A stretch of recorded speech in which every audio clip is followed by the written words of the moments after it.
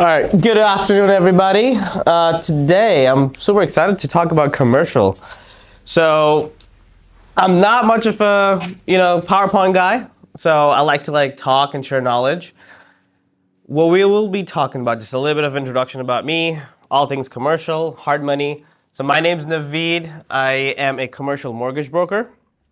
Do all sorts of asset types. You call it, we do dealerships, lands, hotels, motels, office buildings. And on top of that, one of the cherry I have is hard money lending. Now, a lot of you guys, as an agent, you think residential is the only place they do hard money. That's not the case. I've done a lot of hard money in the commercial space as well. So we will actually talk about examples, like real life examples of a couple of deals I closed, right? And that includes how we used hard money lending, and then from there, how we actually helped our clients to do like a longer term conventional financing. But yeah, if you guys have any questions, feel free to stop me, and then we'll take it from there. We'll keep it pretty casual. Okay. Little bit about the company I work for. It's called Clear Finance. We're traditional, non-residential mortgage brokers. So we have all sorts of financing. Our main one is SBA, and then we also do a lot of traditional financing. There are like a lot of big differences on interest rates, down payment. We'll get into that a little bit after. But that's like our bread and butter. We also work with big institutional investors. So for example, let's say if your client wants to buy a business, offices, properties, which is worth 20 plus million, I'm just giving an example. If they don't have the whole down payment, you wanna bring investors. I have investors that I kind of loop them in together and acquire the property, and they can be like a silent investor. So yeah, we do pretty much everything. Call ourselves good advisors in the commercial space. But yeah, you can always reach me at clearfinanceus.com. I know a lot of people are already here, so not gonna bore you guys with the company. Let's kind of talk about commercial loans to begin with, right? One of the things you guys already know is commercial means, 4+ unit apartments, whether it be in Texas or DMV area, whatever the case is. It could also be land construction financing. I want to go ahead and focus today on buying and selling of businesses. As a real estate agent, you guys can call yourselves business brokers as well. Keep that in mind, because I'll share a real life scenario here. Like most of my business comes from like commercial agent or even residential. Let's say if you help a residential client buying a house, and then they can be business owners or full-time employees or whatever. In a scenario where they're like, hey, I want to buy a 7-Eleven, for example, I want passive income. Now, a lot of people think that, for me to get commission or for me to get a credit, I always have to have a property involved. That's not the case. If that 7-Eleven or let's say a dealership is leased at that same location, you guys can sell it with your agent license. So that's one thing a lot of people don't know. So, there's a lot of tobacco shops, a lot of dealerships that's leased, even apartment buildings that's leased. So if you guys come across anything, just keep in mind that you guys can close them. And we do help real estate agents as well. Like, for example, 2 weeks ago, a new residential agent came to us, and then we said, she wants to get into commercial side. She got a couple of deals, similar to like the leasing example you were giving. And then, I kind of walked her through the process of like, hey, this is what you do to do a sale. This is the PSA that's needed. These are the laws. So anytime if you're stuck, feel free to just talk to us, and, you guys can be the point of contact. And then, as a broker, we'll kind of share like what the type of loans that we have. Taking a pause there, any questions on the business and like buying and selling of businesses, or any active scenarios you guys want to run by me? think what you said really will work in my case because I do get a lot of people that they wanted to open a business. They don't have the funds. Yeah. They don't have any, advice and stuff like that.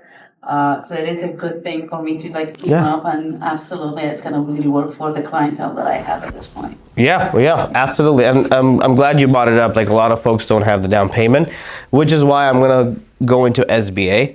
For SBA loans, buying and selling of businesses is key because they only require 10% down payment with a minimum loan amount of 250,000. So like the Midwest you go, the lower the business price, but in the DMV area at a minimum you're looking at like $400,000 to $500,000 on any business. So for a 10% down payment, we call it like what on a 500K $50,000, so they can own a business. So really powerful. The only issue though is we're on a government shutdown. So I want to call out that all the SBA loans are basically on a halt. But if you have a scenario, we can basically close them, but it's going to be anywhere between 60 days to 75. Can I ask one more question? Yeah, shoot. On the SBA loan, we are having our own business, real estate, Yeah. realtors. If I wanted to come and get a SBA loan for my business, or Philadelphia Realty, because I don't have money, like I wanted to do some marketing and I wanted to use it for things that I wanted to enhance the business. How can I just come and apply for an SBA loan for my business as a real estate agent? That is a great question. You can. There's different types of SBA loans, right? Anything commercial related, we call it 504 and 7A. For you, it could be like a working capital business, right? Where you come and say, hey, this is my real estate business. Now, as an agent, there's a little bit of tax return issues, when you go file your taxes, because either it's going to be a Schedule C or depending on how you file your taxes, it's tough to get you approved, but there are ways around it. The working capital is total or the equivalent amount of the money you made last year. So just keep that in mind. I usually don't recommend that for real estate agents. I would rather have you take a line of credit somewhere. That's faster. Yeah. Good question though. Anything else? We're gonna go in details, as you had mentioned, about, the SBA loans, what are the guidelines? Yeah. We will share that, okay, that's what. Yeah.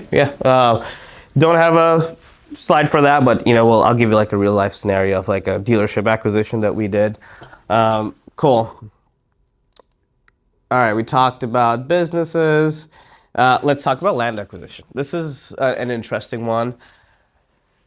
As agents, you can go ahead and, sell lands as well. Big advantage for you guys is think about, if there's a lot that somebody wants to buy, they want to buy it for something, right? Either they're going to build a business or they're going to do a portfolio of apartments, whatever the case is. In this scenario, we do land loans as well, very similar to traditional land financing as well. Hard money is also an option here. So let's say if one of your clients come in and say, hey, I want to buy a land, I want to go ahead and build a single family apartment here, or single family home, if you will. In that case, there's two benefits for you. Number one is buying and selling that land. You guys are going to get the credit, and at the end of construction, in this case, let's say it's a constructionist scenario, you guys can also sell that, be the rep for the builder as well. Now, there is not only your buyers or builders in this scenario. Like there's so many builders out in the DMV area or like in the whole country that they always look for a rep, right? So you're going to be the rep. And we'll tag team basically the loans. The way it works is there's a lot of education piece on the land. Number one is similar to what you do in leasing is permits, right? If there's a standalone lot where there was nothing on it, before you even sell that land, you have to make sure figure out what they want to do, right? Are they going to build a single family? Multifamily, how many units? 50 units, 10 units, how many rooms, how many bedrooms, how many bathrooms, right? What's the square footage of it? Main thing the loan people or the mortgage officers look for is, are the permits ready to go? If there's no permits, nobody's going to touch that land. So as an agent, I think the first job is kind of do a market analysis. Number one is like, hey, this is a good land. Number two is gonna be like telling your borrower to say, go talk to the county, make sure there are permits. This is your plan, and then we can go ahead and pre-approve him for like a loan.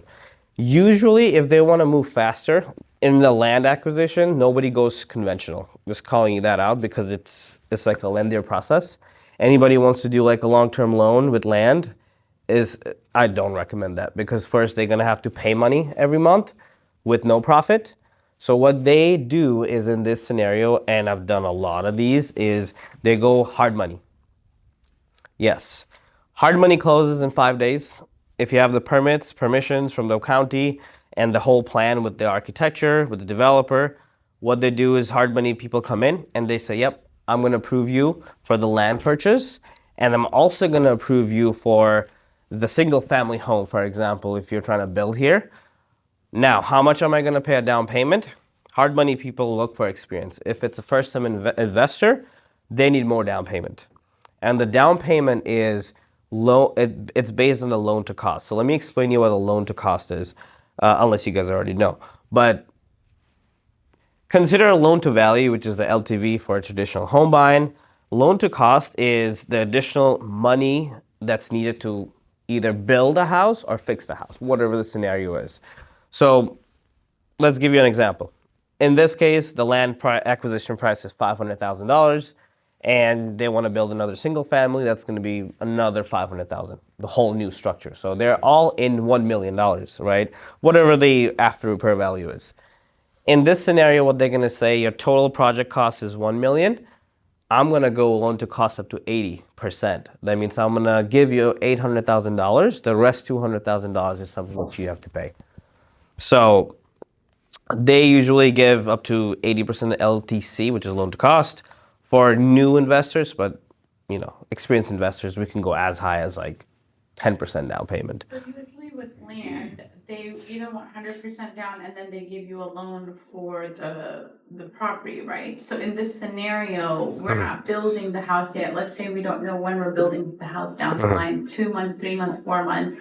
So let's say, for example, the land is 100,000 right now. How much of the 100,000 down payment do they want, or will they finance the 100%? So if you in that specific scenario, they're not gonna do 100%. The only reason is if you have a 6-month waiting period for the constructions to start, they're gonna have you pay that 6 months ahead, like upfront. Because usually when you get a land loan, either you can do you can do half and half, because with the when I've helped clients get it in the past, there's many different scenarios that the lender has. Like, okay, now you got your houses. Once you get your house, either there's a certain percentage for the land, and then there's a certain percentage for the house. But then with the land equity, they use that towards the house's down payment. So they say, okay, now your land is worth, let's say your land is paid off 100%. They'll use the land value towards the house value. Makes sense? It does. A lot of that is not happening these days. Okay. And I'll tell you why. Because of the market shift, a lot of lenders has actually taken a step back of not using like equity against the land anymore. And that is, matter of fact, I had that scenario like 2 weeks ago as well, where somebody wants to take equity, put like lien on the land and get money out. We couldn't do 80% LTV. He had to go 50% LTV because of the market shift. Like the after repair value or like the post-construction value was not that great. In that case, in my experience, what we have done is they usually give you, the loan amount would be the whole amount of land acquisition and your construction fee. Okay, so if the land is 100,000, the house to build is 900,000. Call it. $1 million. That's $1 million. Do they already want your prices before they give you that loan or that hard money? Like, okay, how much will it all cost? Because house prices can change, right? Like depending on the build and everything. Right. Or is it okay for them to buy the land first and then decide what they're gonna do with the house? No. They have to have it all. So you have to have it all cost set and done. Yeah, so what you're looking for is an exit strategy. Like they need to have an exit strategy defined to begin with, because if the market shifts, you have to have a backup plan, right? It's either going to go up or it's going to go down. If it's going to go down, what's the backup plan, right? So that exit strategy is key for these lenders. So they want 20% of the whole thing of a million, basically. yes.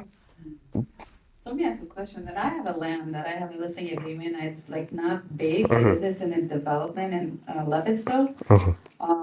So it is already perked, Okay. and the septic and the well is all. So I got all that information from the county. Okay. So it's all done. So my question is that when I looked at other remarks of the other agents, that they're selling the lands there, they were saying for the one that's active, seller will finance, the new buyer for this land, blah, blah, blah. But I was like, okay, my seller doesn't know anything, so I have to do everything for him. But this is great, because what can you help me to put in that remark so I can have more information for someone that they are going to buy this land, but I will make it so easy for them. Hey, if you were thinking to get a, loan or this or all the other things that, other agent is offering, because the seller is not financing this one. How can you help me so I can have more information, more options for the potential buyers to buy the land? Can they just get the loan to just buy the land? They can. Yeah, Okay, they can. okay, Then, so that would be, so in that case, we'll not do any hard money, right? They would have to just go traditional land financing. okay. That would be still 20% down payment. So do you think that you can just offer me some kind of? Yeah, we have a guide. I'll send that over to That you. would be awesome. Yeah, So I yeah, can put it in. Nice. That's fantastic. yeah, yeah. Great. And, but I would still call out though, because we don't want the borrowers to get stuck with the land. And the reason I say this is because I have one of the borrowers who has 20 lands across the country, and he can't do anything. Most of them, he bought them like 10 years ago. Back then there was permits, but because he didn't touch them, now the county has changed laws. Now it's like it's a lot of thing has changed in the last 10 years. This one belongs to HOA, and they have their own restrictions, what kind of home they have to build Yeah. in, so that environmentally it's very safe, blah, blah, blah. So they have a whole list of things.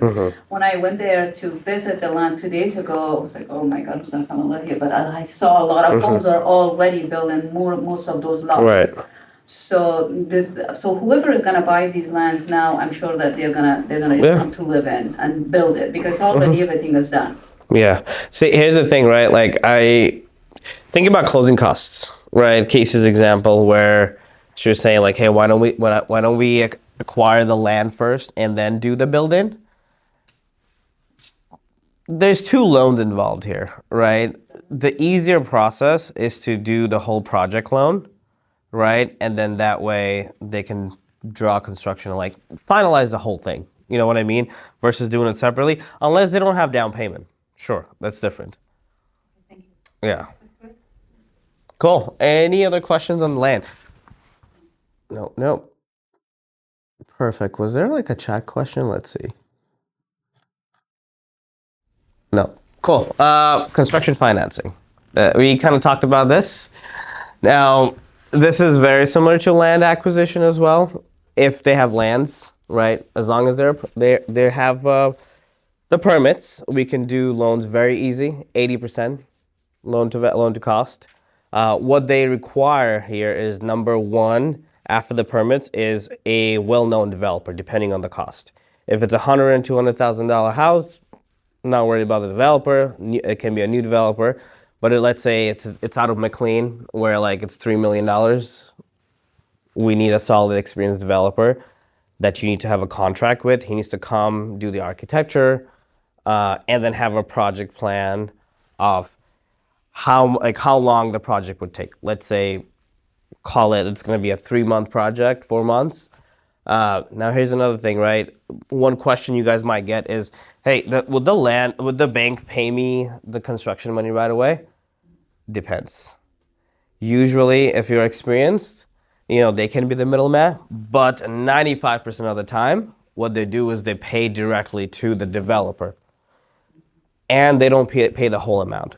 Same thing, $3 million example, right? Depending on the phases on that 3 months project, what they're gonna say, hey, I need to draw, call it $1 million upfront, then $1 million in next month, and then another $1 million third month. So that's how the draws are gonna work. But the owner has to approve those draws. So that is the only difference in construction financing if they already own a land. And the construction financing doesn't take care of the permits, or it does include the permits as they go step by step? No. So what we could do is, no, it does cost to take permits, right? That's separate, that's not included in. That is not included, but we can include it if we need to. If the borrower is experienced, he has done a couple of constructions, I have rolled in those prices as well, where like, hey, if, call it permits were 175,000, we'll probably just roll that into the loan as well. Yeah. Depends, every situation depends. Everything depends. It all depends on like if it's a new investor. There's nobody that's gonna stop me to give a new investor money. Honestly, like any banks are not gonna say no. The only thing is how much money are they gonna be out of pocket. It's not gonna be 20%. It could be 40% for their first one, and then their second one could be 20, right? And there are so many investors out there who's like always buying, constructing, and all that stuff. So the one thing, thank you for bringing that up on the fee. One thing the way like the loans work is all loan to cost, right? So what they usually do is, I want to talk about interest reserves. When this scenario where like, hey, I want to go ahead and buy a land, do construction, all that stuff. What these hard money or banks do is they hold up 6 months of interest reserve, which is the payment. So the borrower will say, hey, on a $3 million loan, do I have to pay like $10,000, $20,000 a month, like whatever the case is? No, it's interest only payment, right? What they do is, depending on the project, if the project is, 3-4 months, they're gonna add that interest payments onto the loan. So same example, going back to $1 million. Let's say your 6 months interest on $1 million is $60,000, just for the sake of simplicity. The loan would be $1,060,000. So, construction has yet to begin. When does you, I know the payments do not start until the house, everything is actually done. But prior to that, I'm assuming the interest only, you do have to start paying the interest though monthly. The day you close. Is that correct? From the day you close. Yes, is that correct? Yes. It's the day you sign, is your loan starts, like any traditional. But not your whole loan. No. Only your interest, not your actual mortgage that accrues is after your financing. After it is your done. Construction is done. Correct. And that's, we just do an exit strategy, like, either DSCR it out or whatever the case is. Yeah. The other thing I want to call out, though, is doctors in the space. If you guys have connections for doctors, they get a very big advantage of how much down payment they can do. 10%. Oh, I know. Yeah. I did one last. Yep. And the other thing I want to call out is on the commercial side. If any of your doctors wants to open up a clinic, as long as they're licensed, I can do 100% financing. What? Really? Yes. You can 100%. 100%. No money out of pocket, as long as they have been a licensed doctor. Well, is it, okay, so are you talking about licensed doctor, or are you talking about the medical field itself, period? Medical field itself, but physicians are not, chiropractors, physicians, they're not doctors. They're not. So you're not referring to a medical field then? You're just referring to specifically certified doctors? So, like, certified doctors, well, yes, medical field, we have. I'm not going to say like we don't have solutions for chiropractors, but it's not like 100% financing.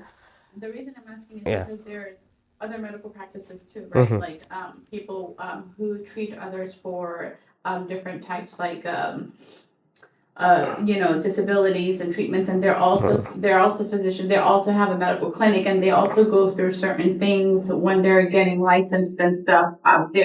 Of course, they're certified, but they're not a certified doctor per se, but they are certified physicians in other ways. I see what you're saying. So it's still a medical practice. It is, but they're gonna qualify for 15% down payment. That's what I was. Yeah. So, Yeah. okay, so it depends on. Medical field, yes, yes.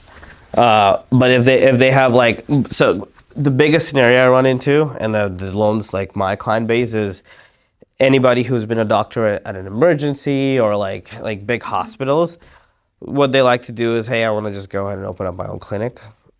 You know, I want to open up my own shop. Those are the people that can be qualified right away, and then they can just literally. Dentist, yeah, I did a lot of dentists out of Arizona, and by the way, it's anything I'm saying, it's all 50 states. Oh, okay. Yeah, so it's just not DMV specific because Clear Finance does loans in all states. So, and then like let's say if you guys have a deal outside, I do have a lot of referring agents as well that I can connect you guys with. So that way, you know, you guys, both of you guys can get the credit. But yeah, doctors are a big one in this field.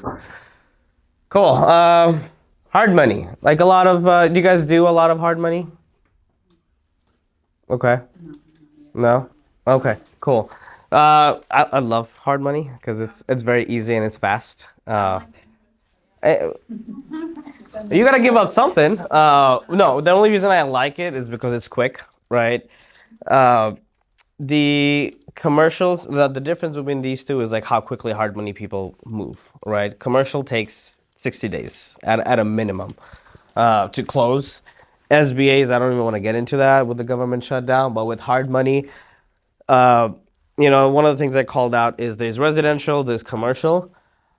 What's happening is right now, a lot of the commercial SBA loans are stopped, right? I have like 4 that is not going through because of various reasons. They're not getting funding or whatever. What they're doing is, if for whatever reason, let's say your purchase sale agreement is next, 5th of December, that's not gonna move. If they move it, it's in commercial. If you move like a date, it costs you like a lot of money sometimes, depending on the price. What we do is we go ahead and say, hey, like let's just use hard money to acquire the property, and then we just continue that SBA process to pay off the hard money. So that way they still get access to that business or the property or whatever the case is. They have it interest only payment, and then from there, like we just switch them to like a longer term financing. Depending on the business, depending on the property. So Hard money for a house is, they look at the ARV, correct? oh yeah. Right, Yeah. so what is the difference between this hard money and the? It's the same. residential hard money? It's the same. So the only thing on the commercial side, there's no ARV involved. What they look for is the exit strategy. Uh-huh. Yeah. So in this case, my exit strategy is like, hey, this is like a legit scenario, right? Where like I am not able to get a conventional financing or SBA financing because of a credit score as well. Like there can be so many reasons. Some people's credit score is like, let's say 650, but they're like good investors. They've been running business, but they took a bunch of loans out with credit cards and whatnot. In that case, what we say, hey, let's get them into bridge loan, and then we work to build up your credit to at a certain point where they can do a traditional financing. There's really no ARV. If there's a situation where like it's a retail shop and then I'm trying to build up another unit, then they'll look at it, but in this case they won't. And do you happen to have an interest estimate? Yeah. Hard money is always anywhere between 9 to 14. Okay.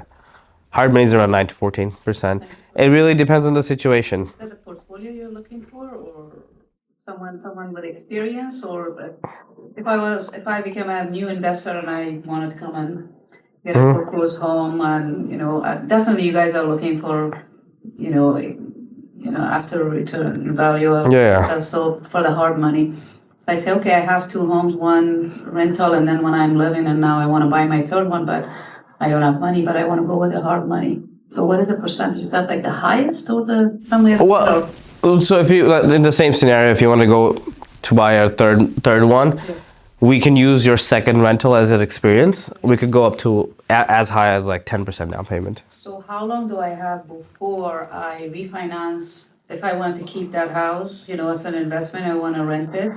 So what is the period? What do you call that? It's so it all Like depends. 6 months, a year? Or Usually it's 12 months. No, it's never forever.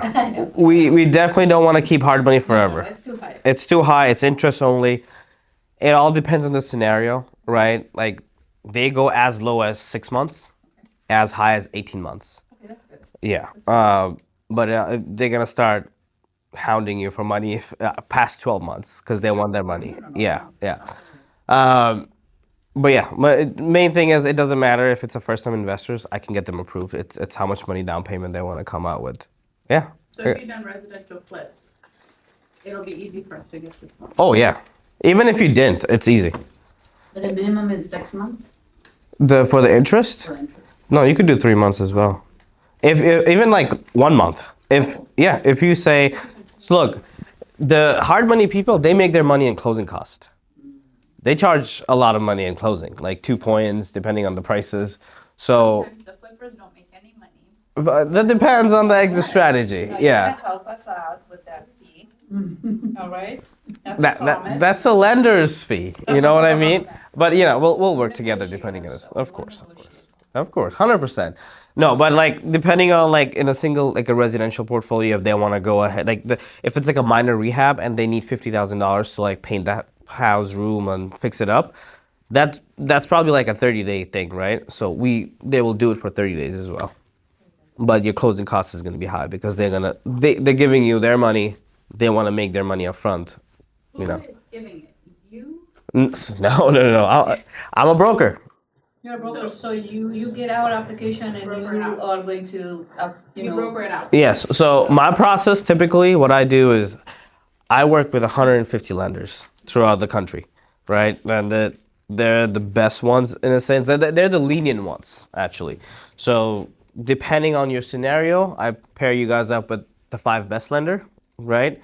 They give us a term sheet, and then we kind of see which one works best. In a hard money scenario, their main thing is how quickly they can close. Because if they can't close quickly, that means you could go. If you don't need this to be closed quickly, we could do traditional, right? There's always a scenario and a story behind it.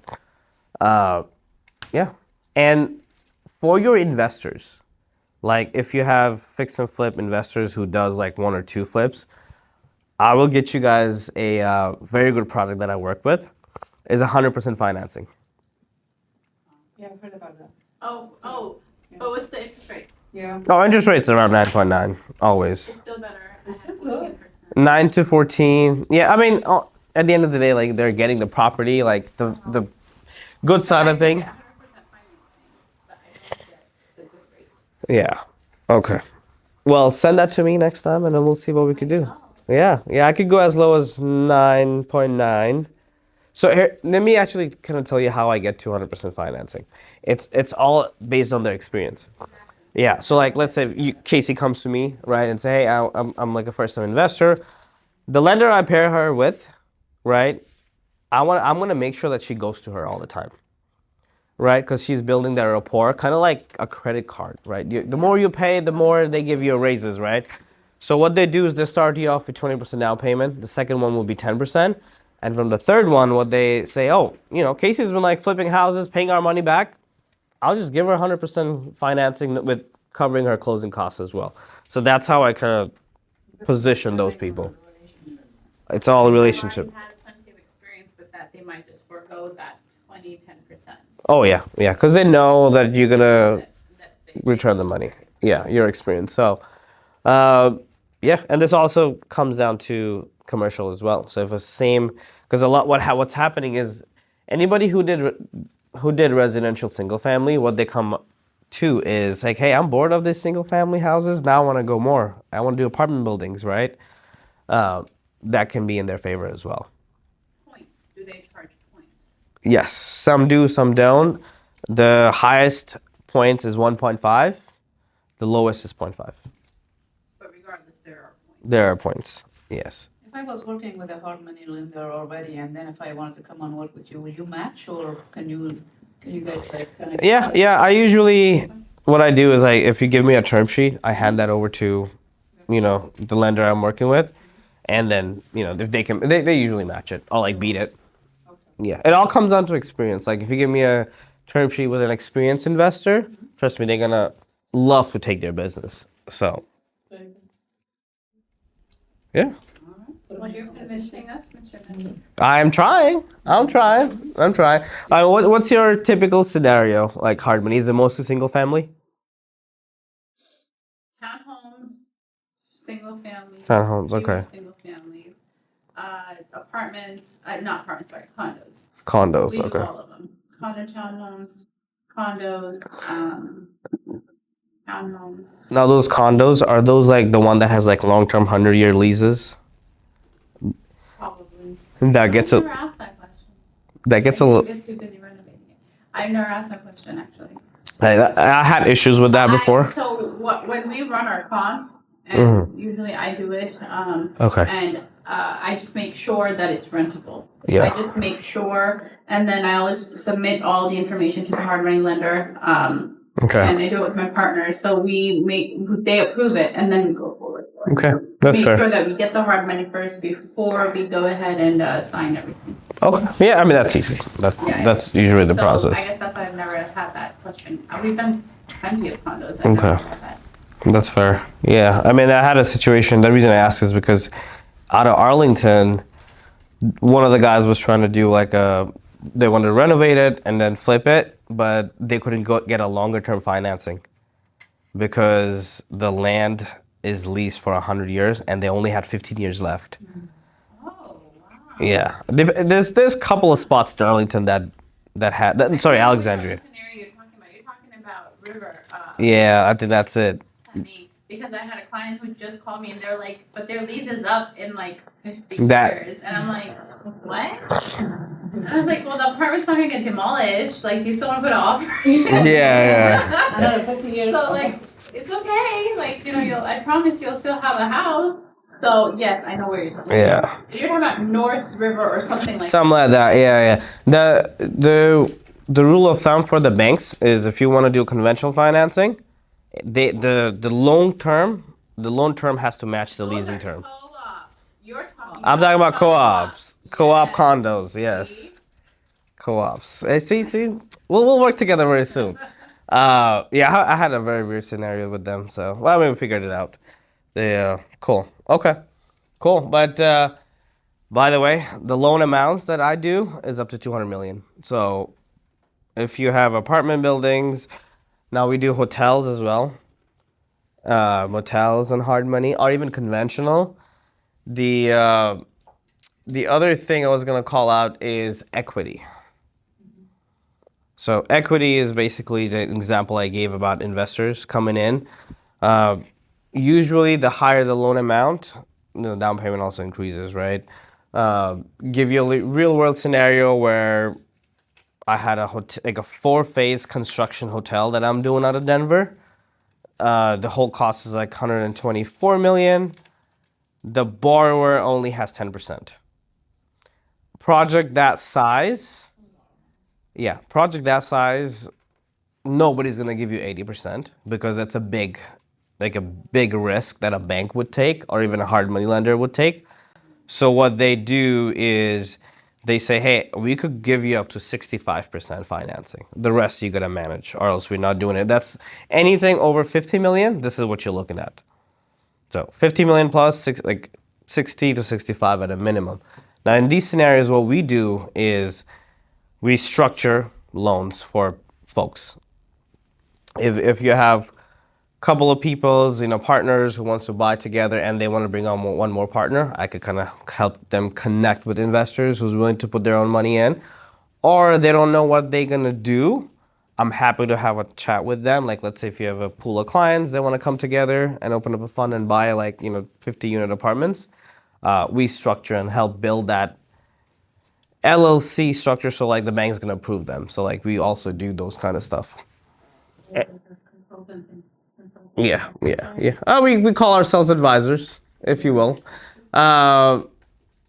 Give you a couple of examples.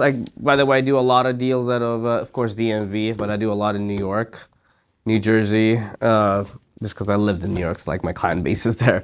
Most of them are non-property business acquisitions, so restaurants, tobacco shops, So there's a couple of examples.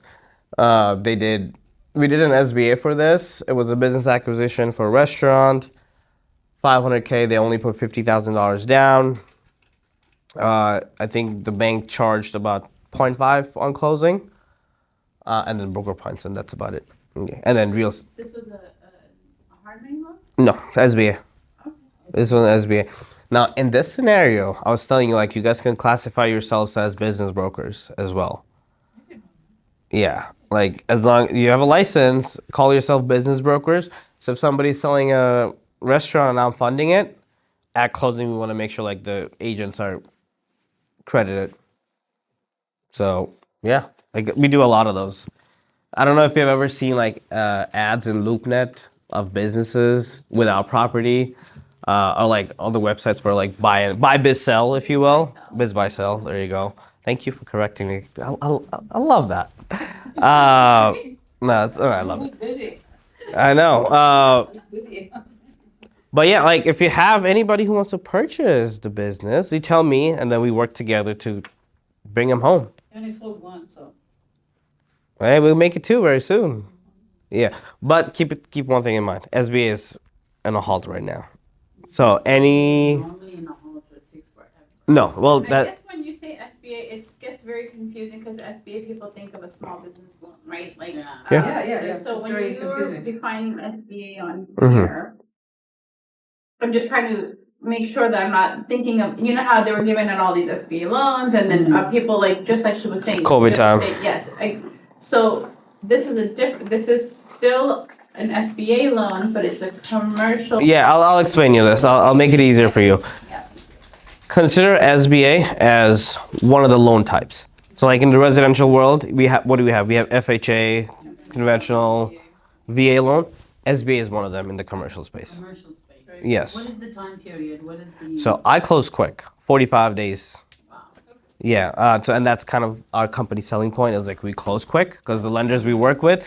Now, if I get deep into SBA, there's like so many SBA vendors out there.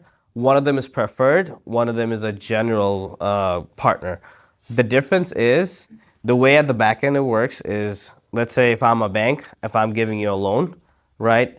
What I do is I go to SBA and I say, hey, I need you to fund this person. That takes longer. Versus what the people I work with is they give their own money. So like banks are gonna fund you right away and the SBA is gonna fund them at the back end, which is why I can close quickly. Generally, I thought SBA was, I worked with one, it took them 6 months. Yeah, depending on the broker you work with. 6 months. And then they came up with a very, for what we were expecting, no, it was for the, which is. Well, the borrower was strong. The borrower was strong, but once they did the appraisal and all that, we came way lower than what, we asked. Okay. So it was a struggle. I mean, in that scenario, like, yes. I mean, wow, but still, it shouldn't take 6 months. 6 months. Yeah.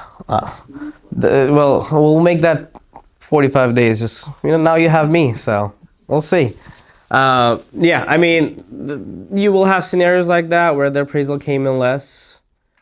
And then you can't do anything. You just have to pay that difference, same as residential. One other thing I forgot to talk about is auctions. So I do a lot of auctions as well. It could be dealership. It could be commercial property. It could be houses on auction, foreclosures, whatnot, bailout. Hardly many people do that as well. But if you want to do like a regular auction on an SBA loan, we do that as well. And how that works is if, let's say there's an auction scheduled, November 18th for a dealership, and this is a real world example, actually, I did that last month. November 18th, there's an auction scheduled. What we do is we get the borrower approved before they go into that auction. We get all the documents. We estimate, the real estate agent actually estimates. And the good thing about auctions is the real estate agent's commission is 2%, hands down. You cannot take less than that. Who decides that? Huh? Who has decided that? It's the auction website, like the companies. Yeah. The day of closing, 2% goes to the agent. And I can kind of send you. I mean, you probably already know the websites I work with. Uh, yeah, so that the real estate agent is gonna like sit with them, make sure the ARV or like the appraisal is gonna match against the surrounding, and then we make them approved. The only risk here is the amount of money they're offering can be less or more than the appraisal. Right? If the appraisal comes back less, then they're going to be out of pocket. They have to pay the difference. Issues with auction, one of the things like you have to make sure they're clear. Look, anything you're doing, it's all based on the money you're putting in, right? They have to put 10% down immediately within 24 hours if they win the auction. That 10% should go to an escrow account at all times. It should not go directly to the borrower. If it goes to, sorry, not borrower, the seller. If it goes to the seller, you lose that money. Bank's not gonna use that as like your down payment. If it's in an escrow account, we use that as a 10% down payment. And the second is the appraisal, as we talked about. So, you guys do a lot of auctions? I've been to auction, but my clients lost and then they're like, forget it, sorry. I mean, I used to do car auction. So let me ask you this. If someone wants to take some money out of their equity line of credit, they have line of credit. Okay. They want to go to auction, they have a check, and then before they go to the auction, so I'm sure that we have to contact you Yeah. so we can go with the hard money.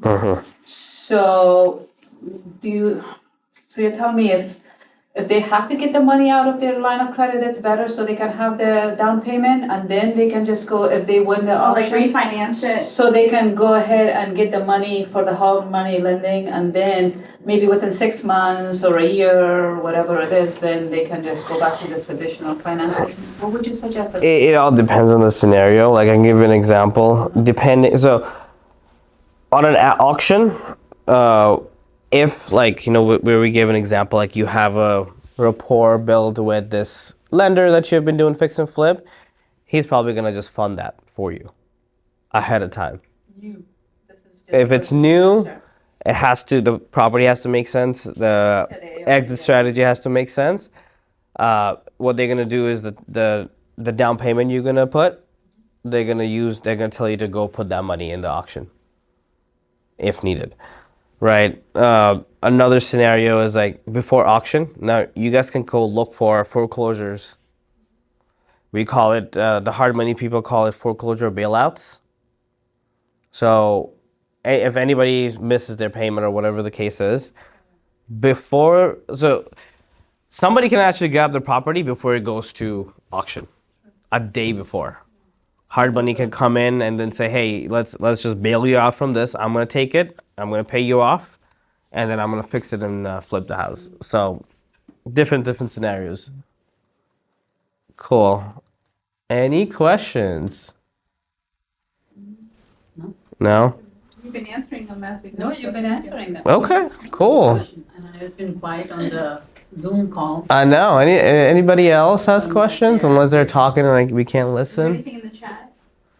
Nope. So if I was coming to you to say, I have a lot of equity in my house and I want to get a line of credit, you will be able to help me with that? No, I can send you to somebody who. So we don't do residential. If I want to work with you, I'll work with you. If not, then I'll have my own guy. No, we don't do residential. No, anything with residential we don't do. So you just do everything that's commercial investment.